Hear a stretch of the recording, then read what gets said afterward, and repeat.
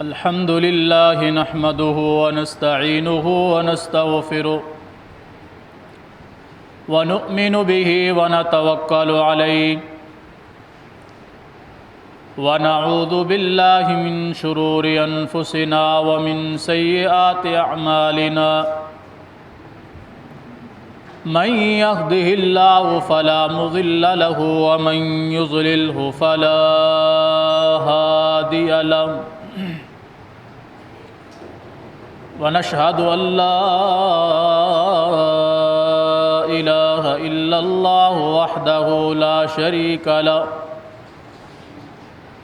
ونشهد أن محمدًا عبده ورسوله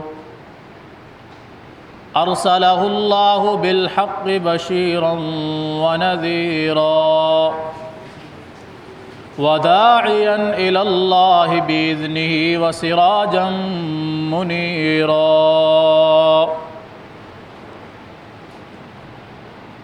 يا أيها الذين آمنوا اتقوا الله حق تقاته ولا تموتن إلا وأنتم مسلمون يا أيها الناس اتقوا ربكم الذي خلقكم من نفس واحدة وخلق منها زوجها وبث منهما رجالا كثيرا ونساء واتقوا الله الذي تساءلون به والأرحام إن الله كان عليكم رقيبا يا أيها الذين آمنوا اتقوا الله وقولوا قولا سديدا يصلح لكم أعمالكم ويغفر لكم ذنوبكم ومن يطع الله ورسوله فقد فاز فوزا عظيما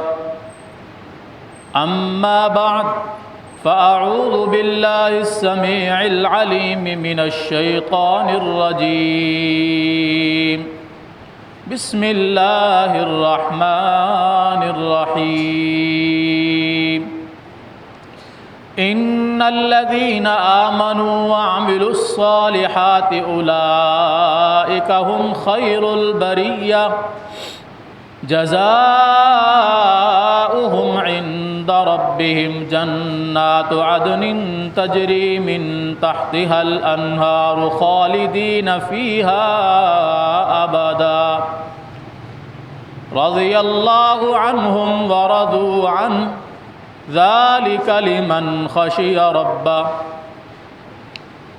وقال النبي صلى الله عليه وسلم سبعة يظلهم الله تعالى في ظله يوم لا ظل إلا ظله إمام عادل وشاب نشأ في عبادة الله ورجل قلبه معلق في المساجد ورجلان تحابا في الله اجتمعا عليه وتفرقا عليه ورجل دعته امرأة ذات منصب وجمال فقال إني أخاف الله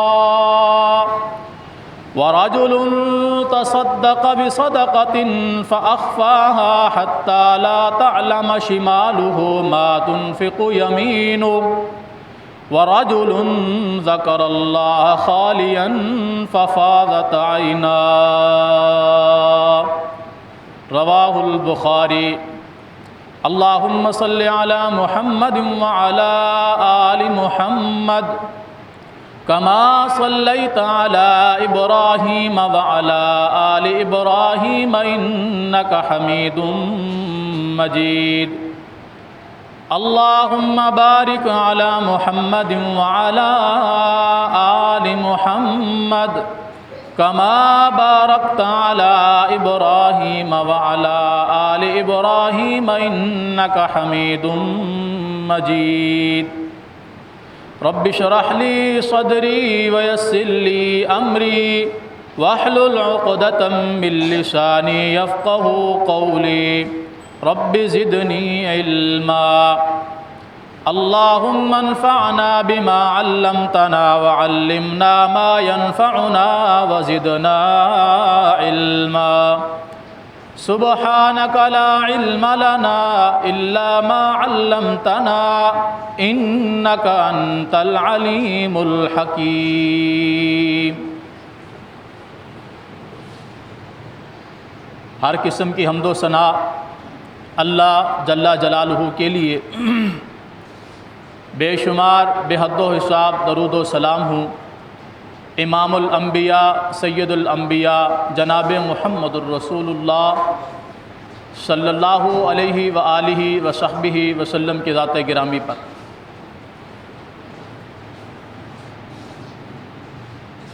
اللہ رب العالمین نے یہ کائنات تخلیق فرمائی، لامحالہ اسے بیکار یا بغیر کسی مقصد کے تخلیق نہیں فرمایا۔ ربنا ما خلقت هذا باطلا، اللہ رب العالمین سورہ آل عمران میں ارشاد فرماتا ہے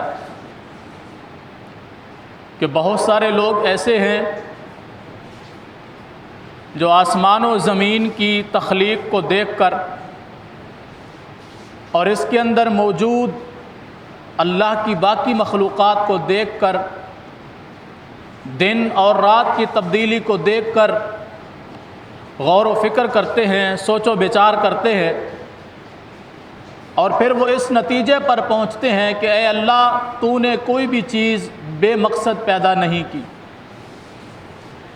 تیری پیدا کردہ ہر چیز کا کوئی نہ کوئی مقصد ہے۔ ربنا ما خلقت هذا باطلا، اے اللہ تو نے کسی بھی چیز کو باطل، غلط یا بے مقصد پیدا نہیں کیا۔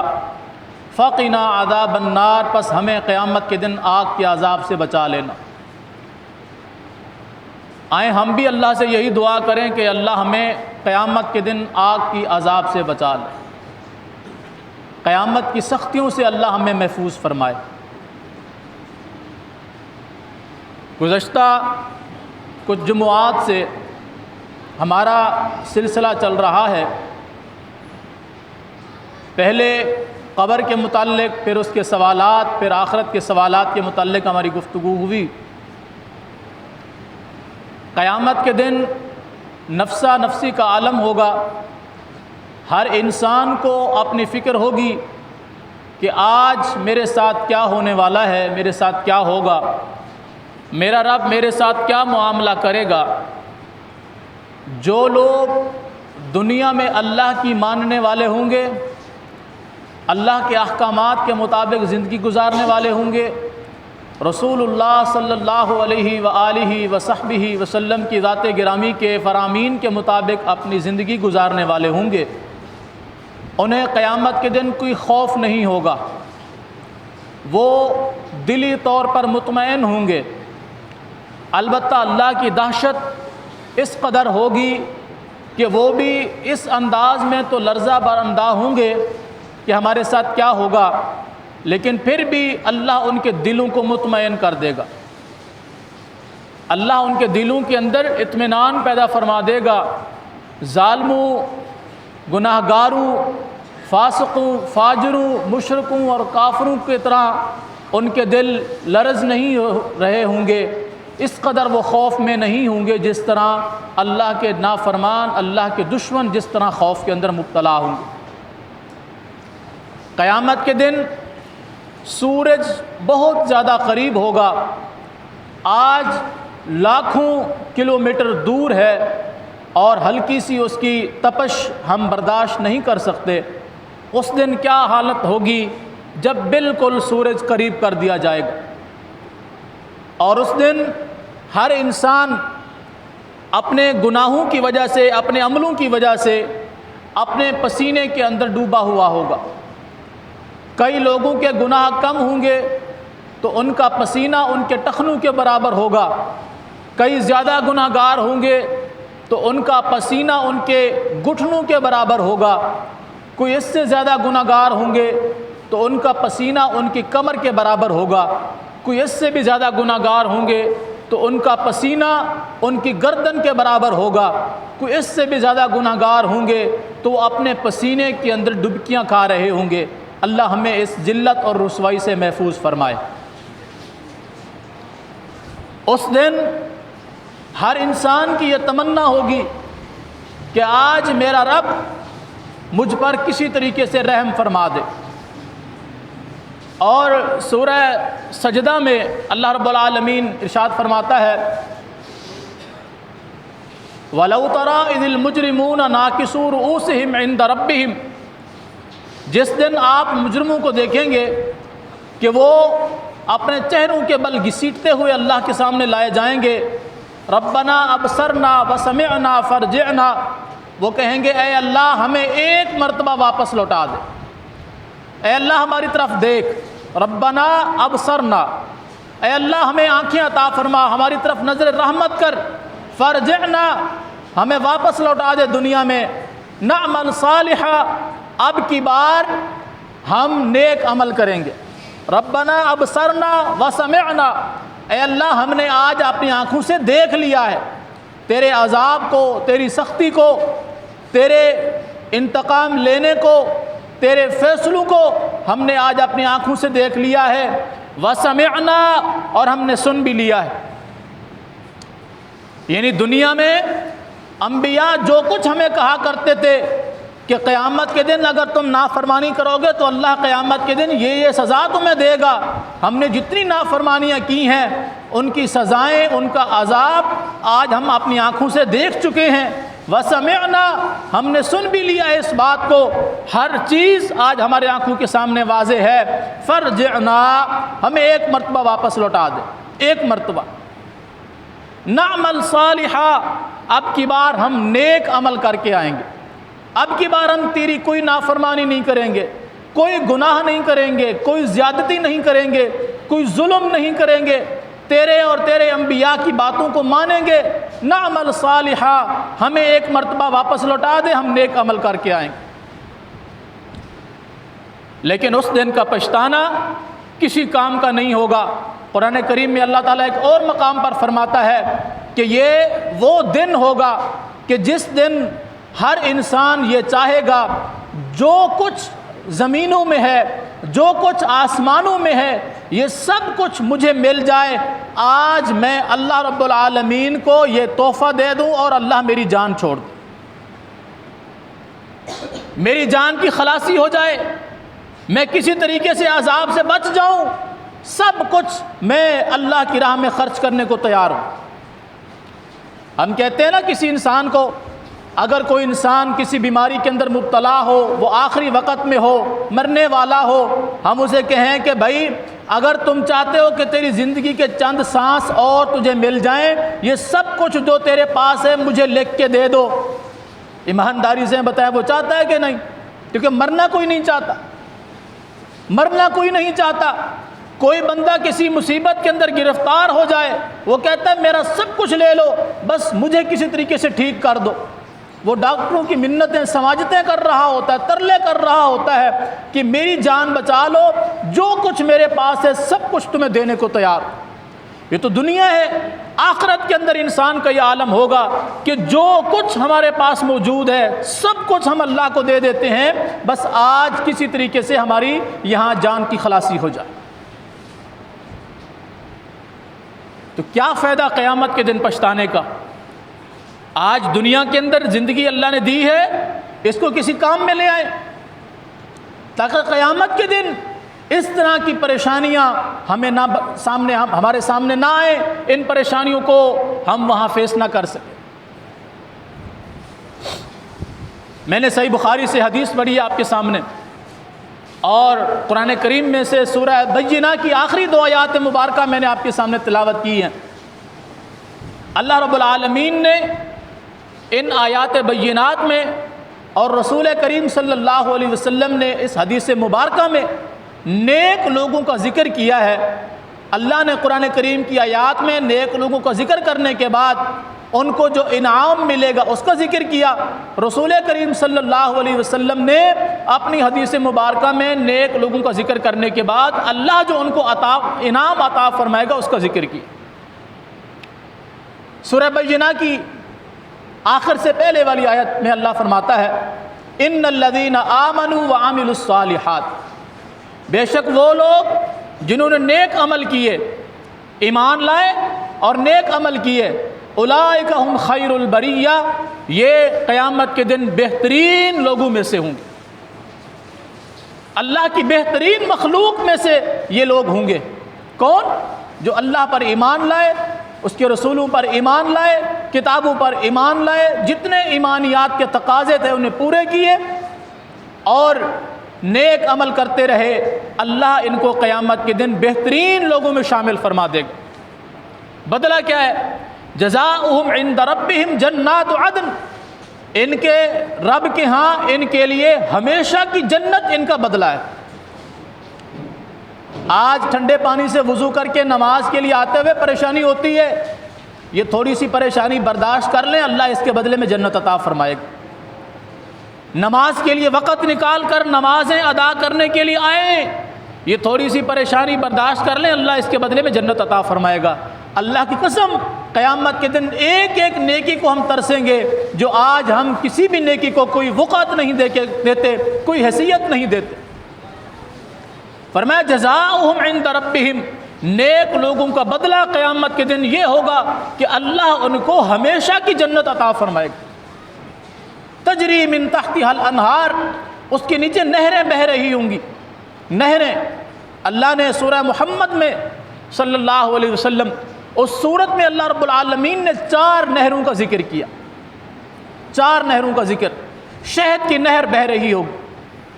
آج تو آپ کو ملاوٹ والا، شیرے والا چینی یا گڑ کا جو ہے وہ شیرہ بنا کے وہ شہد میں مکس کر کے آپ کو خالص شہد پیش کیا جاتا ہے نا، جو چند دنوں کے بعد اس کا ذائقہ، اس کی حالت تبدیل ہونا شروع ہو جاتی ہے۔ یہ ہم مسلمانوں کی ایمانداری کا عالم ہے۔ قیامت کے دن اللہ شہد کی نہریں جاری کر دے گا، جنتیوں کے گھر کے سامنے سے نہریں گزر رہی ہوں گی۔ یہ نہیں کہ تھوڑا سا شہد مجھے دے دو، گلا خراب ہے، طبیعت خراب ہے، بخار ہے، میں تھوڑا سا شہد چکھ لوں، نہیں، وہاں شہد کی نہریں بہہ رہی ہوں گی، جتنا جس کا دل چاہے گا اس کو پی سکتا ہے۔ یہاں 2 چمچ شہد کے ایک دم کھا لیں تو تھوڑی دیر کے بعد حالت بدلنے لگتی ہے کہ خالص شہد ہے، وہ گلے میں آگے اٹک گیا، طبیعت خراب ہونے لگی۔ وہاں اللہ رب العالمین نے جس شہد کی نہر جاری کی ہے اسے اصلم مصفہ کہا ہے، بالکل خالص شہد، خالص شہد، اصلم مصفہ، خالص شہد، بہترین قسم کا شہد، اس کی نہر جاری ہوگی جنتی کے گھر کے سامنے سے۔ یہ نہیں کہ ایک کا گھر یہاں پر ہے دوسرے کا وہاں پر ہے تو نہر وہاں کیسے جائے گی، اللہ ہر جنتی کے گھر کے سامنے سے نہر جاری کر دے گا۔ اللہ ہمیں بھی عطا فرمائے۔ لیکن وہاں جانے کے لیے اللہ نے کچھ شرطیں رکھی ہیں، وہ پوری کرنی پڑیں گی۔ شہد کی نہر، دودھ کی نہر ہوگی۔ دودھ، یہ ہماری طرح کا دودھ نہیں ہوگا کہ پاؤڈر ملا کے 1 پاؤ دودھ اور 5 کلو پانی کے اندر تھوڑا سا پاؤڈر ملا دو تو وہ بہترین قسم کا گاڑھا دودھ تیار ہو جاتا ہے، جسے پینے والا بھی مرے، بیچنے والا بھی مرے، اور پینے والے کی صحت باقی رہتی ہے اور جو بیچ رہا ہے اس کا ایمان باقی نہیں رہتا، تو دونوں مرے کہ نہیں؟ یہ دودھ نہیں ہوگا، تھوڑی دیر پڑا رہے، گرم نہ کریں تو خراب ہو جائے، ذائقہ بدل جائے، یہ بھی نہیں ہوگا۔ اللہ اکبر کبیر۔ خالص دودھ کی نہر اللہ رب العالمین کی رحمت سے وہاں بہہ رہی ہوگی۔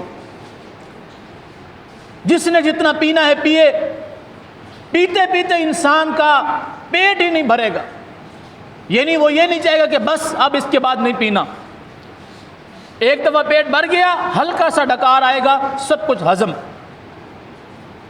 اگر یہ نعمتیں وہاں چاہیے تو اس کے لیے یہاں محنت کرنی پڑے گی، یہاں ان حرام کاموں سے بچنا پڑے گا جس کے بدلے میں اللہ وہاں یہ حلال چیزیں عطا فرمائے گا۔ اور یہاں ہماری حالت کیا ہے کہ ہر بندہ کسی نہ کسی ٹو میں لگا ہوا ہے کہ میں کچھ نہ کچھ ایسا ضرور کر جاؤں کہ بس میرے مرنے کے بعد میری اولاد سکھی ہو جائے۔ تیری اولاد تو سکھی ہو گئی لیکن تو برباد ہو گیا، کیونکہ تجھے تیری اولاد کی فکر تو ہے۔ کتنا تو بے عقل ہے کہ تجھے اپنی فکر نہیں ہے کہ میری بھی آخرت بن جائے، میں بھی کامیاب ہو جاؤں، مجھے اللہ رب العالمین قیامت کے دن سرخ روئی عطا فرمائے۔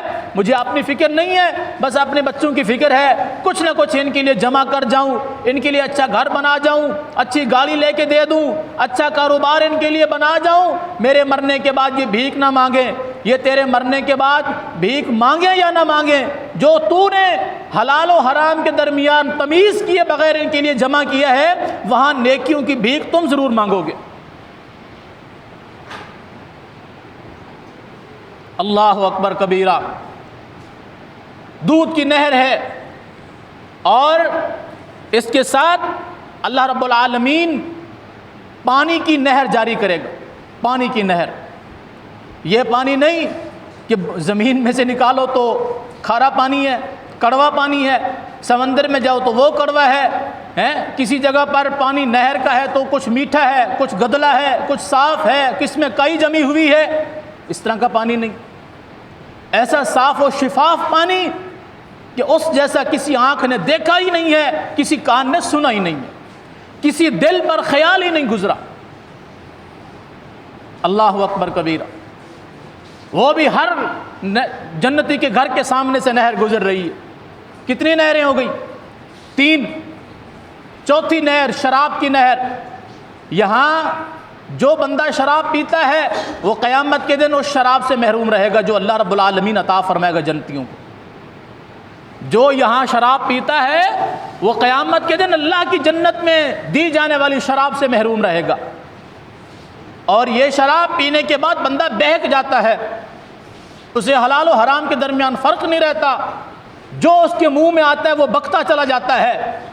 وہ ایسی شراب ہوگی کہ اس کو پینے کے بعد انسان کو لذت محسوس ہوگی، وہ انسان بہکے گا نہیں، اس کی زبان سے کوئی غلط بات نہیں نکلے گی بلکہ ایک اطمینان محسوس کرے گا۔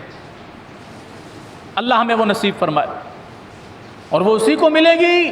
یہ چاروں نہریں اس خوش نصیب کو نصیب ہوں گی جس نے اللہ کی بات مانی ہوگی۔ بڑی کامیابی ہے یہ۔ جنات عدن، اللہ باغات عطا فرمائے گا، جنتیں عطا فرمائے گا، عدن ہمیشہ کی، تجری من تحتها الانہار، جس کے نیچے نہریں بہہ رہی ہوں گی۔ آج اگر آپ ناران، کاغان، جسوات، مری ان علاقوں میں جائیں، وہاں جھیلوں کے اوپر دیکھیں کہ نیچے جھیلیں چل رہی ہوتی ہیں اور ان کے اوپر لکڑیوں کے بنے ہوئے تخت ہوتے ہیں، لوگ ان کے اوپر بیٹھ کے آرام کر رہے ہوتے ہیں اور نیچے پانی کے نظارے دیکھ رہے ہوتے ہیں، لطف اندوز ہو رہے ہوتے ہیں کہ ٹھنڈی ہوا آ رہی ہے، بہترین مزہ ہے۔ اور اللہ کے بندو، یہ بھی اللہ کی بنائی ہوئی زمین ہے، اور اس زمین کے کیا کہنے کہ جو اللہ رب العالمین نے اپنے نیک بندوں کے لیے تیار کی۔ نبی علیہ الصلوۃ والسلام نے فرمایا جنت کو اللہ رب العالمین نے جو تیار کیا ہے اس کا گارا وہ کستوری کا گارا ہے۔ کستوری کا گارا، ہم یہ دیوار بناتے ہیں نا بلاک لگانے کے لیے، ہم جو مسالہ تیار کرتے ہیں وہ کیا ہوتا ہے؟ سیمنٹ اور ریتی، یہی ہوتا ہے کہ نہیں؟ اس کے ساتھ ہم بلاک لگاتے ہیں، دیوار تیار ہوتی ہے۔ اللہ نے جو جنت تیار کی ہے وہ جو بطور گارا کے، بطور مسالہ کے استعمال ہوا ہے وہ کستوری ہے، خوشبو ہے، خوشبو۔ اور جو اینٹیں ہیں وہ ایک اینٹ سونے کی ہے، ایک چاندی کی ہے، ہیرے جواہرات سے اللہ نے اس جنت کو سجایا ہوا ہے۔ ایسی جنت، اللہ اکبر کبیرہ، کہ جس کے متعلق، جس کی نعمتوں کے متعلق انسان کبھی سوچ بھی نہیں سکتا کہ یہ چیزیں وہاں ہوں گی۔ اور اللہ رب العالمین یہ عطا فرمائے گا اپنے نیک بندوں کو۔ وہ نیک بندے کون سے ہیں؟ ان میں سے ایک آدھ کا ذکر میں آج کے خطبے میں کرتا ہوں، باقی انشاءاللہ العزیز اگلے جمعہ۔ نبی علیہ الصلوۃ والسلام نے فرمایا سبعۃ یظلہم اللہ تعالی فی ظلہ یوم لا ظل الا ظلہ۔ قیامت کا دن ہے، سورج بالکل قریب ہے، گرمی انتہا کی ہے، ہر بندہ پریشانی کے عالم میں ہے، ہر بندہ سائے کی تلاش میں ہے، کوئی سایہ نہیں ہے سوائے اللہ کے عرش کے سائے کے، صرف اللہ کے عرش کا سایہ باقی ہے، باقی کسی شے کا کوئی سایہ نہیں ہے۔ اس دن اللہ 7 قسم کے لوگوں کو اپنے عرش کا سایہ نصیب فرمائے گا، اللہ ہمیں ان میں سے شامل فرما دے۔ اللہم اجعلنا منہم، اے اللہ تو ہمیں ان میں داخل فرما دے۔ 7 قسم کے لوگ جو اللہ کے عرش کے سائے کے نیچے ہوں گے، گرمی سے بچے ہوئے ہوں گے، سورج کی تپش اور دھوپ سے بچے ہوئے ہوں گے،